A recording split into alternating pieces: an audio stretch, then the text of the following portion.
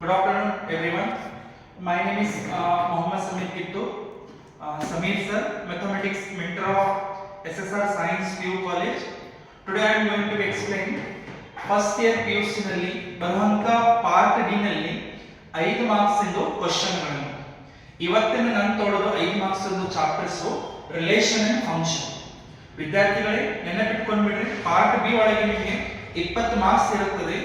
ಈಸಿಯಾಗಿ ನೀವು 20 ಮಾರ್ಕ್ಸ್ ತಗೋಬಹುದು. ಆ 20 ಮಾರ್ಕ್ಸ್ ತಗೊಳ್ಳಿಕ್ಕೆ ಇವತ್ತೇ ನಿಮಗೆ ಎಷ್ಟು ಕ್ವೆಶ್ಚನ್ ಅಟೆಂಡ್ ಮಾಡಬೇಕು?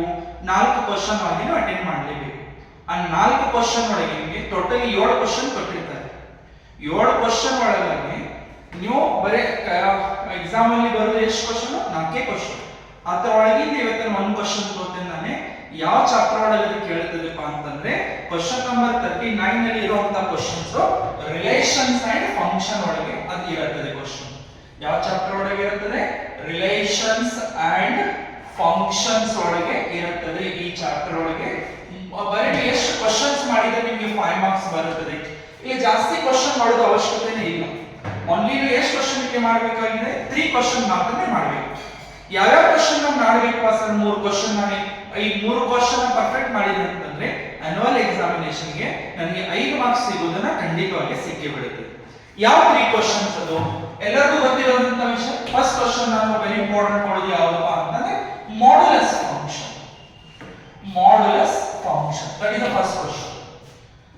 ಸೆಕೆಂಡ್ ಕ್ವೆಶ್ಚನ್ ನಿಮಗೆ ಅಟೆಂಡ್ ಮಾಡಬೇಕಾಗಿದೆ ಯಾವುದಪ್ಪ ಅಂತಂದ್ರೆ that is signum function. Signum function, that is the second question. Third question ಯಾವುದಪ್ಪ ಅಂತ ನಿಮಗೆ ಅಟೆಂಡ್ ಮಾಡಬೇಕಾಗಿದೆಪ್ಪ ಅಂತಂದ್ರೆ ಗ್ರೇಟೆಸ್ಟ್ ಇಂಟಿಜರ್ ಫಂಕ್ಷನ್.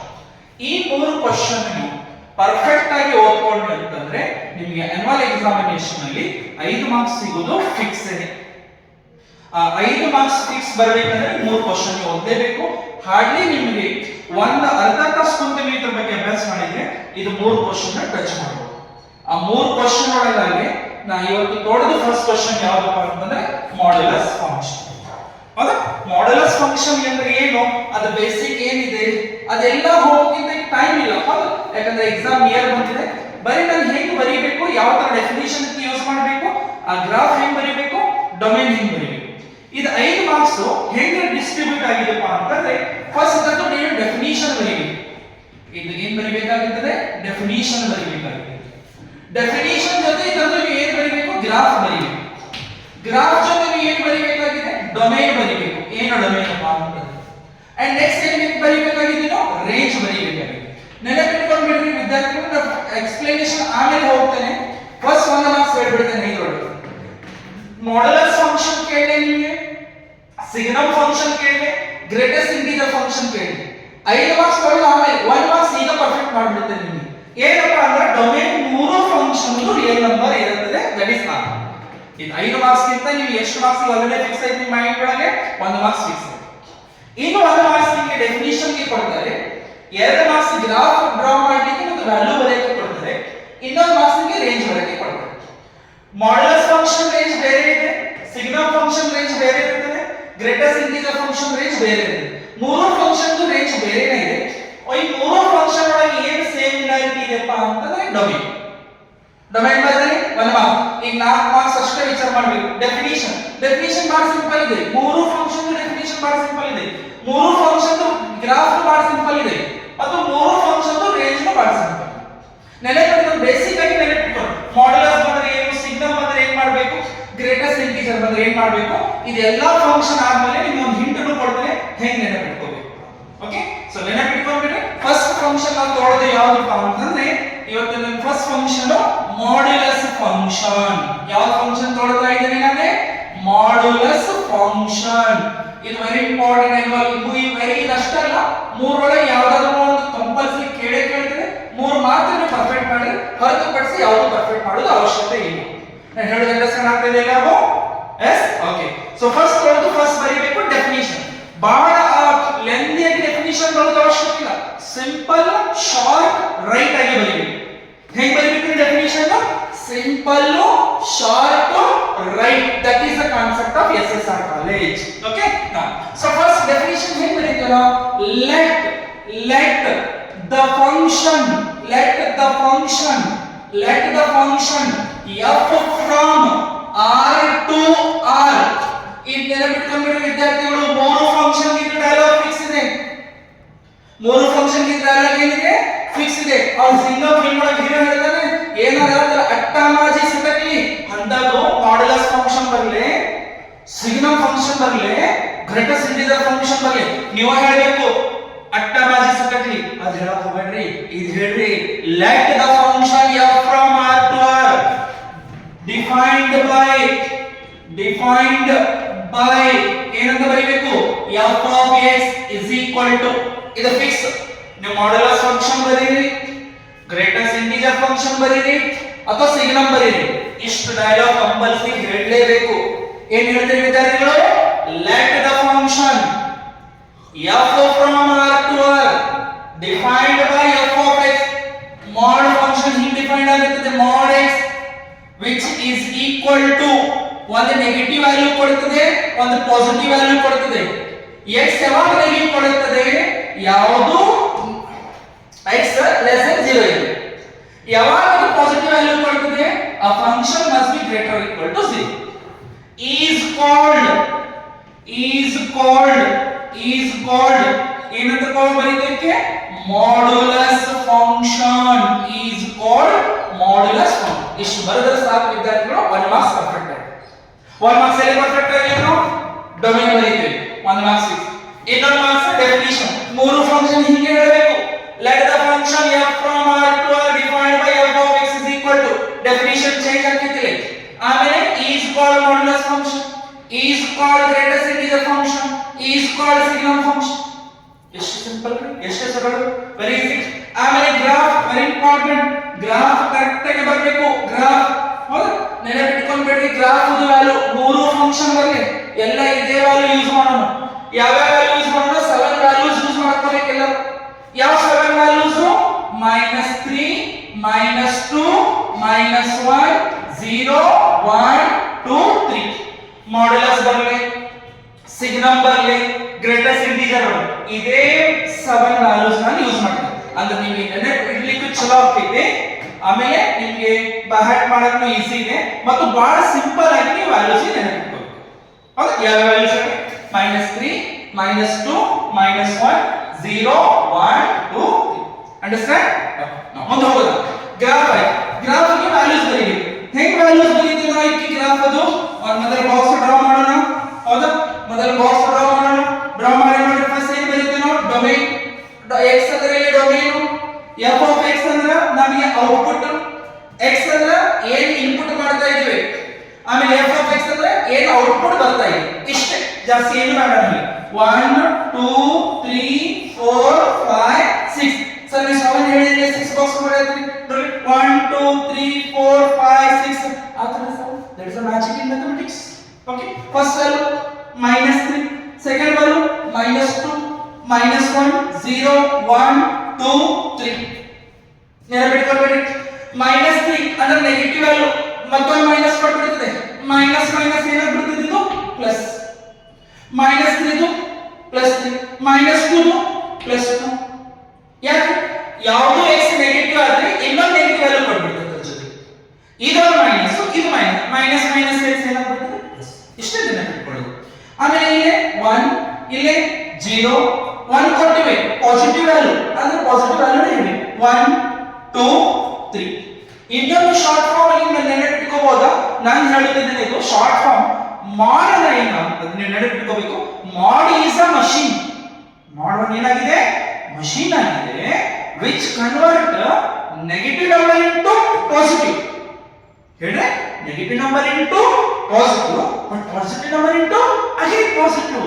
ನೆನಪಿಟ್ಕೊಂಡು, ಮಾಡ್ ಬಂದ್ರೆ mod is a machine which convert negative number into positive number and positive number into positive number. Graph clear ಎಲ್ಲರೂ? ನೋಡಿ, ನೀವು ಬಹಳ simple ಆಗಿ ಬರೀಬಹುದು. ಇನ್ನೊಂದು ಡೈಲಾಗ್ ಇಲ್ಲಿ, ಡೊಮೇನ್ ರೇಂಜ್ ಕ್ಲಿಯರ್ ಆಗಿ ಬಿಡ್ತಿದ್ದೀವಿ. x ಅಂದ್ರೆ ಏನಂತ ಹೇಳಿದ್ವಿ ವಿದ್ಯಾರ್ಥಿಗಳು ನಾವು? ಡೊಮೇನ್. ಈಗ ಡೊಮೇನ್ -3 -2 ಹಂಗ ಡೊಮೇನ್ ಏನು ಬೇಕಾದ್ರೆ ಹಾಕೊಂಡು ರಿಯಲ್ ನಂಬರ್ ತರ ಡೊಮೇನ್ ಹಾಕ್ತೇನೆ. ರೇಂಜ್ ನೋಡಿ ಏನು ಬರ್ತದೆ?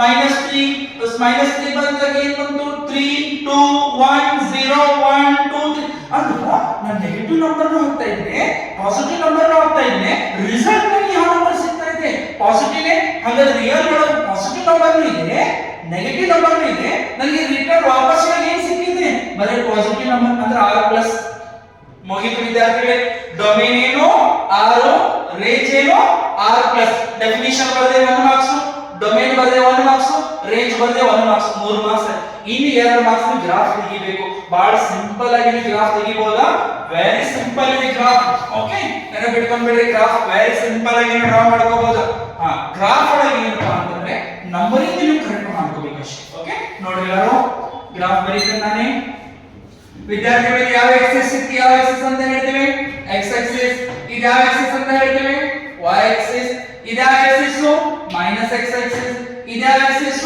ಮೈನಸ್ y ಆಕ್ಸಿಸ್ ಇದು ಇಂಟರ್ಸೆಕ್ಟಿಂಗ್ ಲೈನ್ ಏನಂತ ಹೇಳ್ತೀವಿ ನಾವು ಒರಿಜಿನ್ ಹೌದು ಒರಿಜಿನ್ ಲೈನ್ ಏನಿರುತ್ತದೆ 0 ಹೌದು ಫಸ್ಟ್ ನಂಬರ್ ಏನಿದೆ 1 2 3 ನಾನು 3 ತರ ಮಾತ್ರ ವ್ಯಾಲ್ಯೂ ಯೂಸ್ ಮಾಡಿದ್ರೆ ನೀವು ಇನ್ನೊಂದು ನಂಬರ್ ಎಕ್ಸ್ಟ್ರಾ ಬರೆಯಬೇಕು ಸಾಕು ಇನ್ನೊಂದು ವ್ಯಾಲ್ಯೂ ಹೇಳ್ರಿ -1 -2 -3 -4 ಇಲ್ಲಿ ವ್ಯಾಲ್ಯೂಸ್ ಹೇಳ್ರಿ 1 2 3 ಒಂದು ವ್ಯಾಲ್ಯೂ ಎಕ್ಸ್ಟ್ರಾ ಬರೀಬೇಕು 4 ಇನ್ನೊಂದು ವ್ಯಾಲ್ಯೂ ಇಲ್ಲಿ ಹೇಳ್ರಿ -1 -2 -3 -4 ಕರೆಕ್ಟ್ ಅಲ್ಲ ಈಗ ನೋಡಿ ಔಟ್ಪುಟ್ ಏನಿದೆ ನಮ್ದು first output -3 input is -3 output ಏನು ಬರ್ತಾ ಇದೆ +3 ಇಲ್ಲೇ ಔಟ್ಪುಟ್ +3 ಇಲ್ಲೇ ಮಾರ್ಕ್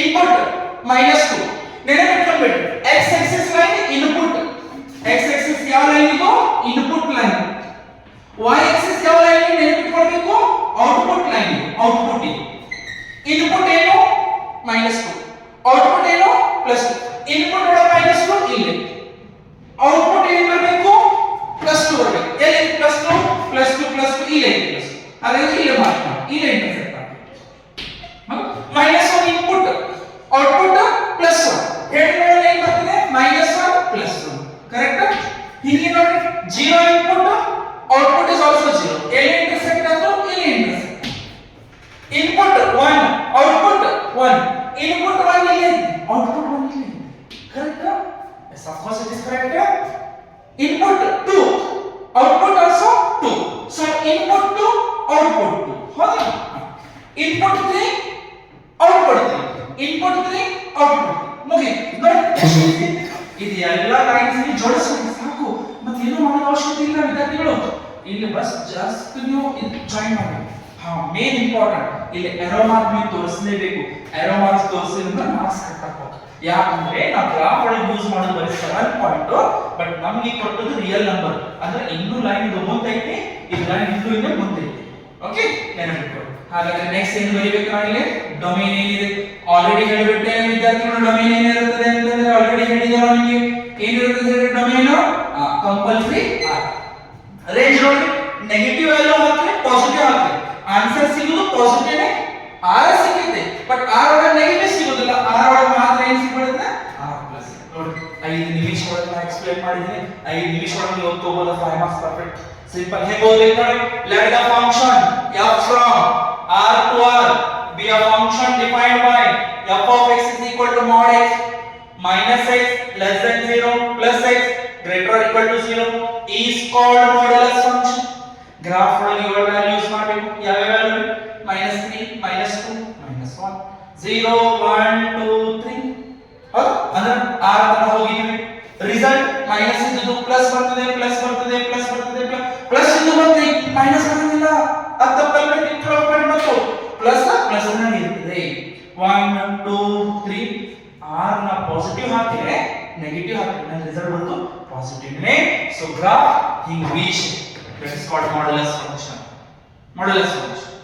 clear ಆಗ್ತಾ ಇದೆ ಎಲ್ಲರಿಗೂ this is a modulus function domain r range r plus 5 marks fix ಇಂತ ಮೂರು ಫಂಕ್ಷನ್ ಇದೆ ಸೆಕೆಂಡ್ ಫಂಕ್ಷನ್ ಎಕ್ಸ್ಪ್ಲೈನ್ ಮಾಡೋಣ ಐ ಹೋಪ್ ಎಲ್ಲರೂ ಅಂಡರ್ಸ್ಟ್ಯಾಂಡ್ ಆಗಿರಬೇಕು ಬೇಕಾದ್ರೆ ಒಂದು ಸ್ಕ್ರೀನ್ ಶಾಟ್ ಹೊಡ್ಕೋತೀನಿ ಸ್ಕ್ರೀನ್ ಶಾಟ್ ಹೊಡ್ಕೋಬಹುದು ನೋಡಿ ಸ್ಕ್ರೀನ್ ಶಾಟ್ ಹೊಡ್ಕೋರಿ ಕ್ಲಿಯರ್ ಆಗಿ ಒಂದು ಸ್ಕ್ರೀನ್ ಶಾಟ್ ಹೊಡ್ಕೊಂಡ್ಬಿಡಿ 5 ಮಾರ್ಕ್ಸ್ ಫಿಕ್ಸ್ ಇದೆ ಹೌದು ಸ್ಕ್ರೀನ್ ಶಾಟ್ ಹೊಡ್ಕೊಂಡ್ಬಿಟ್ರೆ 5 ಮಾರ್ಕ್ಸ್ ಫಿಕ್ಸ್ ನ ಸೆಕೆಂಡ್ ಫಂಕ್ಷನ್ ಎಕ್ಸ್ಪ್ಲೈನ್ ಮಾಡಿ clear yes thank you next function explain ಮಾಡೋಣ ಓಕೆ ಈಗ ನಮ್ಮ ಫಸ್ಟ್ ಫಂಕ್ಷನ್ ಯಾವುದು ನೋಡಿದ್ರಿ ಮಾಡ್ಯುಲಸ್ ಫಂಕ್ಷನ್ ಸೆಕೆಂಡ್ ಫಂಕ್ಷನ್ ಯಾವುದು greatest integer function already ಹೇಳಿಬಿಟ್ಟೆ definition fix ಬರೀಬೇಕು ಹೇಗೆ ಬರೀಬೇಕು ಡೆಫಿನಿಷನ್ ಫಿಕ್ಸ್ ಇದೆ let the function f from r to r defined by greatest integer function values ಬರಿಬೇಕು -1 0 1 -1 ಯಾವಾಗ ಬರ್ತದೆ x the value less than 0 ಇರಬೇಕು equal to 0 ಯಾವಾಗ ಬರ್ತದೆ x the value equal to 0 ಇರಬೇಕು ಆಮೇಲೆ 1 ಯಾವಾಗ ಬರ್ತದೆ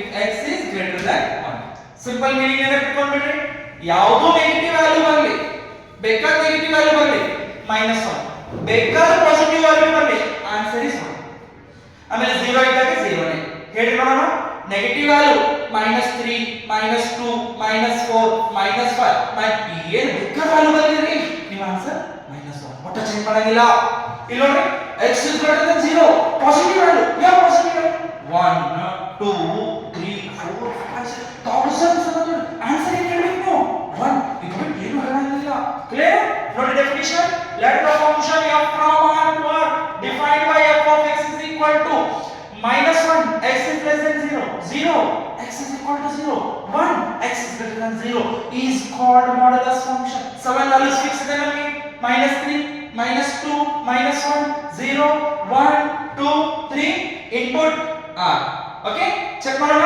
-1 ನೆಗೆಟಿವ್ ವ್ಯಾಲ್ಯೂ ಪಾಸಿಟಿವ್ ವ್ಯಾಲ್ಯೂ ಯಾವಾಗ negative value positive value negative value sir answer -1 ಯಾಕಂದ್ರೆ ಯಾವುದು ನೆಗೆಟಿವ್ ಆನ್ಸರ್ -1 ಇದೆ -2 ನೆಗೆಟಿವ್ ವ್ಯಾಲ್ಯೂ ಪಾಸಿಟಿವ್ ವ್ಯಾಲ್ಯೂ ಯಾವ negative value sir -1 sir -1 negative value ಏನು ಬೇಕಾದ್ರೆ ನನ್ನ ಆನ್ಸರ್ -1 ಸರ್ ನೆಕ್ಸ್ಟ್ 0 0 ಇದ್ರೆ ಏನು ಬರಬೇಕು ನಾನು 0 of course it is 0 sir 1 positive value negative value positive positive answer 1 ನೆನಪಿಟ್ಕೊಂಡು ನೆಗೆಟಿವ್ ವ್ಯಾಲ್ಯೂಸ್ ಈಕ್ವಲ್ ಇದು ಪಾಸಿಟಿವ್ ವ್ಯಾಲ್ಯೂಸ್ ಯೂಸ್ ಮಾಡ್ತೀವಿ 2 positive value negative value positive ಅಂದ್ರೆ sir 1 sir 3 positive negative positive 1 ಹಾಗಾದ್ರೆ input -3 -2 -1 0 1 2 3 and r ಅನ್ನು ಹಾಕಿದ್ರೆ output ಏನು ಬಂತು -1 -1 0 1 1 1 ಹಾಗಾದ್ರೆ ಈ ಔಟ್ಪುಟ್ ಏನಾಯ್ತು ಸರ್ -1 ಬರ್ತದೆ ಔಟ್ಪುಟ್ ಒಳಗೆ -1 ಸರ್ -1 ಬರ್ತದಲ್ಲ ನೋ ಯಾಕಂದ್ರೆ ಸೈಡ್ ಒಳಗೆ ಎಲಿಮೆಂಟ್ ರಿಪೀಟ್ ಆಗೋದಿಲ್ಲ ಒಂದೇ ಸಲ ಬರಬೇಕು ನೆಕ್ಸ್ಟ್ 0 ಇದೆ ಸರ್ ನೆಕ್ಸ್ಟ್ ಬರ್ತದೆ ಸರ್ 1 1 ನೋಡಿ ಮುಗಿತು ಫಂಕ್ಷನ್ ಡೊಮೇನ್ ಫಿಕ್ಸ್ ಇದೆ ನಮ್ದು ಡೊಮೇನ್ ಏನಾಯ್ತು r ಬಂತು ರೇಂಜ್ ಏನು ಬಂತು ಮಕ್ಕಳೇ ನೋಡಿ -1 ಒಂದು ಸೈಡ್ ತಗೊಳ್ಳೋಣ -1 0 1 ಮುಗಿತು ಆಮೇಲೆ ವ್ಯಾಲ್ಯೂಸ್ ನೋಡಿ -3 ತಗೊಳ್ಳೋಕೆ ಏನು ಬರ್ತಾ ಇದೆ -1 -3 ಇಲ್ಲೇ ಇದೆ -1 ಇಲ್ಲೇ ಇದೆ ಪಾಯಿಂಟ್ ಹಾಕೋಣ -2 ಏನು ಬರ್ತಾ ಇದೆ -1 ಸರ್ -2 -1 ಇಲ್ಲೇ ಸರ್ ಸರ್ -1 ಅಂದ್ರೆ ಏನ್ರಿ -1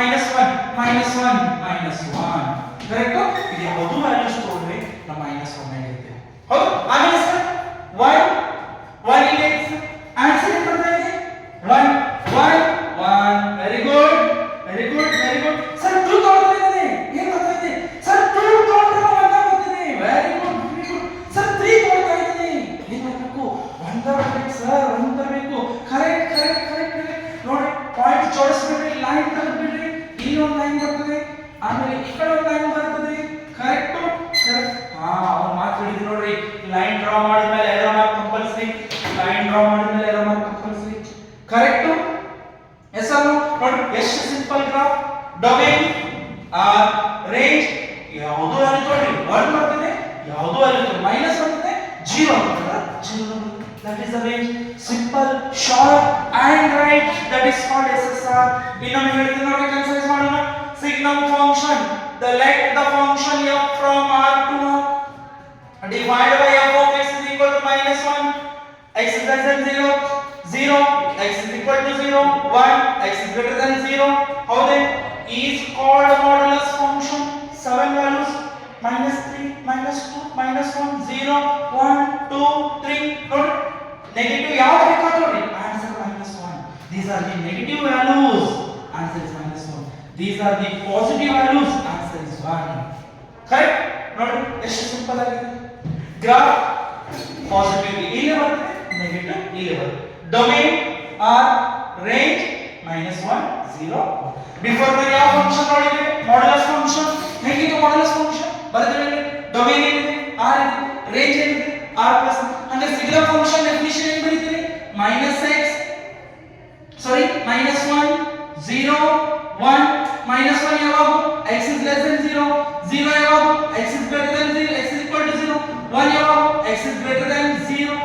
ಸಿಂಪಲ್ ರೇಂಜ್ ಬೇರೆ ಮಕ್ಕಳೇ ಡೊಮೇನ್ ಫಿಕ್ಸ್ ಇದೆ. ನಮಗೆ ಡೊಮೇನ್ ಒಳಗೆ ಏನು ಚೇಂಜಸ್ ಇಲ್ಲ. ಏನ್ರಿ ಡೊಮೇನ್ r. ಹಾಗಾದ್ರೆ ರೇಂಜ್ ಏನು -1 0 1 ಕರೆಕ್ಟ್.